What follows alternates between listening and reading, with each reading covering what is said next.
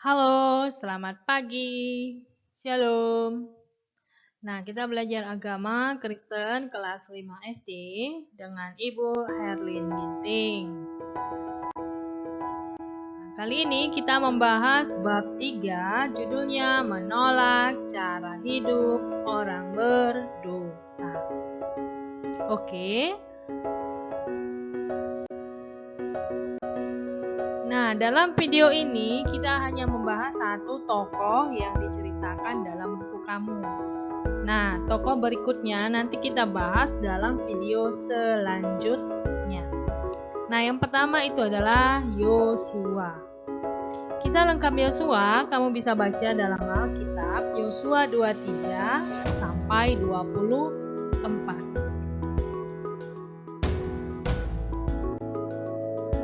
Nah, bagaimana kisah Yosua dalam memimpin bangsa Israel memasuki tanah Kanaan? Kita simak video berikut ya. Simak baik-baik.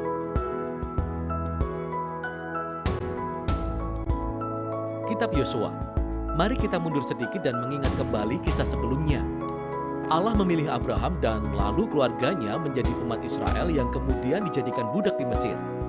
Jadi melalui Musa, Allah membawa bangsa Israel keluar dari Mesir. Allah membuat sebuah perjanjian dengan bangsa Israel di Gunung Sinai, dan Allah membawa mereka melewati padang gurun. Kemudian bangsa Israel berkemah di luar tanah perjanjian, dan Musa mengajak mereka untuk menaati perintah Allah, supaya mereka bisa menunjukkan kepada bangsa-bangsa lain siapa Allah itu. Kitab Yosua dimulai persis setelah Musa mati, dan bangsa Israel bersiap untuk memasuki tanah perjanjian. Kisah tentang Yosua dirancang dalam 4 gerakan utama. Pertama-tama, Yosua memimpin bangsa Israel memasuki tanah perjanjian, dan ketika mereka sudah sampai di sana, mereka menghadapi permusuhan dari orang Kanaan, sehingga mereka terlibat dalam pertempuran. Kemudian setelah memenangkan pertempuran itu, Yosua membagi-bagi tanah perjanjian sebagai warisan kepada 12 suku Israel. Dan kemudian, kitab ini diakhiri dengan pesan terakhir yang disampaikan Yosua kepada bangsa Israel. Mari kita masuk dan lihat jalan ceritanya. Bagian pertama diawali dengan kematian Musa, dan Yosua ditetapkan sebagai pemimpin baru Israel. Dan penulis dengan sengaja menampilkan Yosua sebagai Musa yang baru.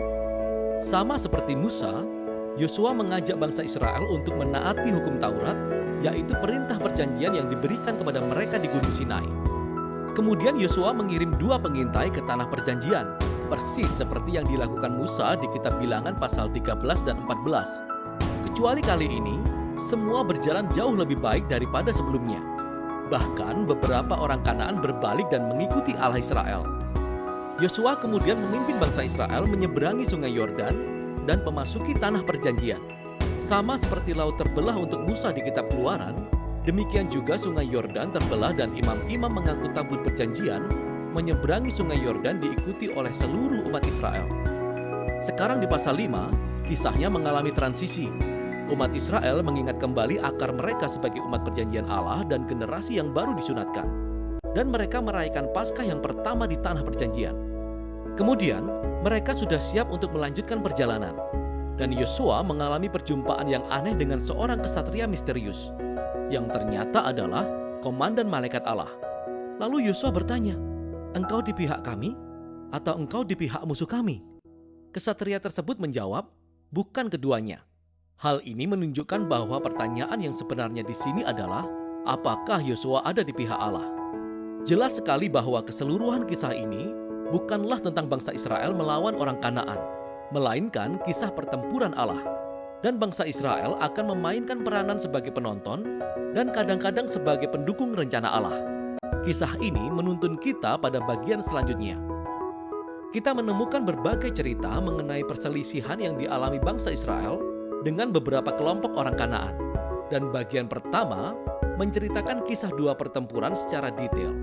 Dan kisah itu diikuti oleh beberapa kisah pendek yang merangkum tahun-tahun pertempuran menjadi beberapa ringkasan singkat. 2 pertempuran pertama adalah melawan kota Yeriko dan Ai. Kedua pertempuran itu menyuguhkan gambaran yang bertolak belakang antara kesetiaan Allah dan kegagalan bangsa Israel. Di Yeriko, bangsa Israel melakukan pendekatan yang benar-benar pasif. Mereka membiarkan hadirat Allah dalam tabut perjanjian, menuntun mereka mengelilingi kota diiringi dengan musik selama 6 hari. Dan sama seperti Rahab yang berbalik kepada Allah Israel, mungkin orang-orang Yeriko akan melakukan hal yang sama. Namun ternyata tidak. Jadi di hari ketujuh, imam-imam meniup trompet dan tembok Yeriko runtuh, sehingga membawa bangsa Israel pada kemenangan. Inti dari kisah ini adalah bahwa Allah lah yang akan membebaskan umatnya. Bangsa Israel hanya perlu percaya dan menunggu. Lalu kisah selanjutnya tentang pertempuran melawan bangsa Ai yang memberikan pembelajaran yang berbeda. Adalah seorang Israel yang bernama Akan. Dia mencuri dari Yeriko beberapa barang yang dikhususkan untuk Allah saja dan dia berbohong mengenai itu. Ini adalah kejadian yang sangat timpang setelah semua yang dilakukan Allah untuk bangsa Israel. Jadi bangsa Israel bertempur melawan bangsa Ai dan mereka kalah telak. Hanya setelah dengan rendah hati mereka mengakui dosa dan menindak dosa Akan, Israel bisa meraih kemenangan kembali. Jadi kedua kisah ini diletakkan di depan untuk mengajarkan nilai yang penting. Jika bangsa Israel ingin mewarisi tanah perjanjian, mereka harus menaati dan percaya kepada perintah Allah. Mereka tidak mendapat perlakuan khusus. Paruh kedua dari bagian ini dimulai dengan orang-orang Gibeon, kelompok orang Kanaan, dan mereka bertindak persis seperti yang dilakukan Rahab, yaitu berbalik dan mengikuti Allah Israel dan mereka mengadakan perdamaian dengan bangsa Israel. Tindakan ini sangat bertolak belakang dengan raja-raja Kanaan lainnya yang mulai membentuk aliansi dan koalisi, dan mereka ingin menghancurkan bangsa Israel. Jadi bangsa Israel terlibat pertempuran dengan mereka dan bangsa Israel meraih kemenangan besar. Jadi keseluruhan bagian ini disimpulkan dengan ringkasan daftar kemenangan-kemenangan yang diraih oleh Musa dan kemudian oleh Yosua. Sekarang, mari kita berhenti sejenak karena besar kemungkinan kisah-kisah ini dan segala kekerasan yang ada di dalamnya akan membuat kita terganggu. Dan jika kita adalah pengikut Yesus, kita pasti bertanya-tanya. Seperti, bukankah Yesus berkata, "Kasihilah musuhmu"? Mengapa Allah menyatakan peperangan di sini? Jadi pertama, mengapa harus orang Kanaan? Alasan utamanya sebenarnya sudah dijelaskan sebelumnya di kisah Alkitab, yaitu karena kebudayaan orang-orang Kanaan sudah berubah menjadi sangat rusak secara moral, terutama jika berhubungan dengan seks. Lihat Imamat pasal 18. Mereka juga melakukan praktek pengorbanan anak secara marak. Lihat Ulangan pasal 12.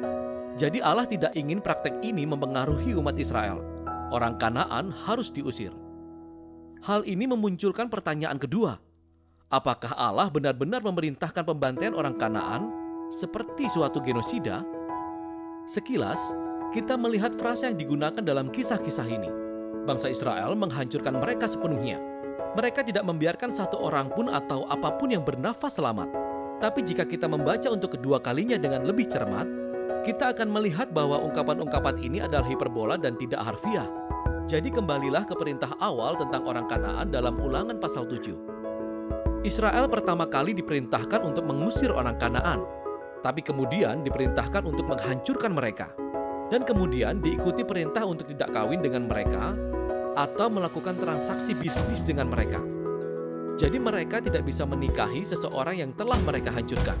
Saya pikir Anda mengerti maksudnya. Hal yang sama juga terjadi dalam kisah Yosua. Perhatikan dengan seksama.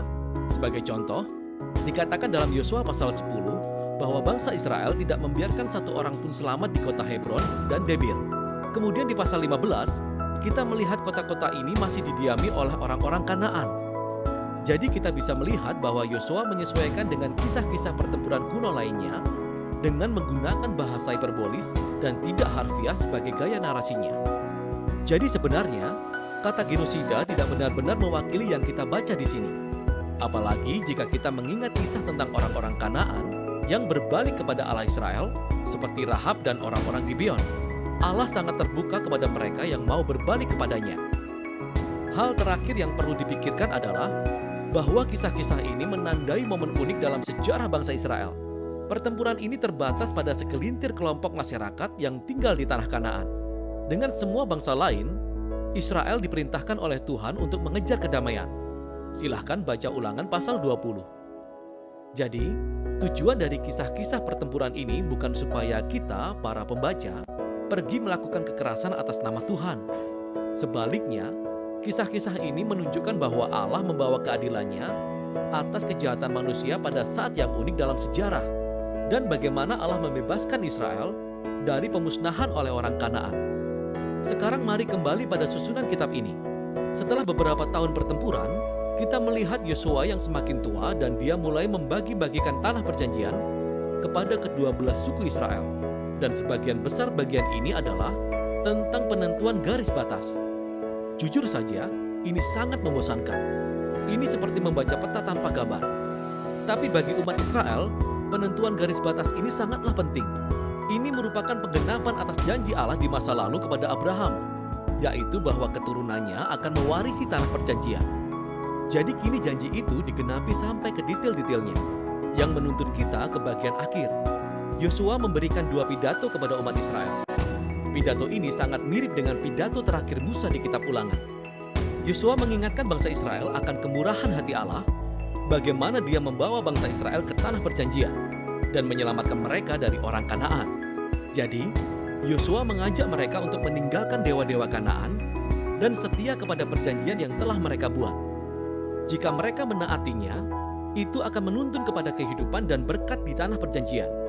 Namun jika mereka tidak taat, Israel akan mendatangkan penghakiman Allah sama seperti yang dialami oleh orang-orang Kanaan.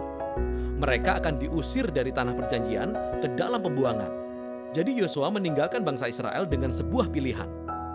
Apa yang akan dilakukan bangsa Israel? Itu adalah pertanyaan besar yang muncul di akhir kitab ini. Dan itulah kitab Yosua.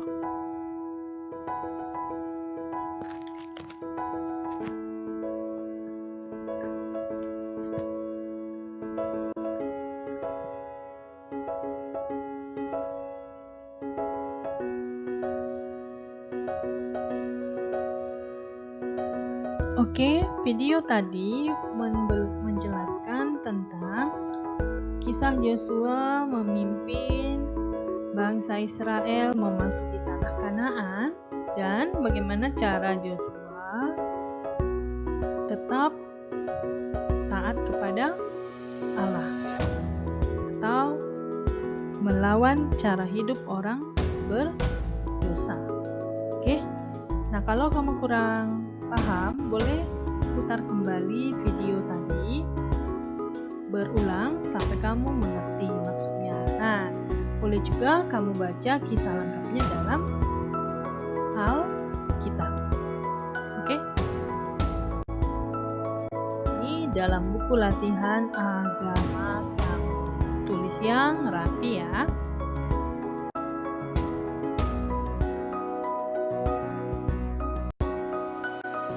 Selamat belajar, Tuhan Yesus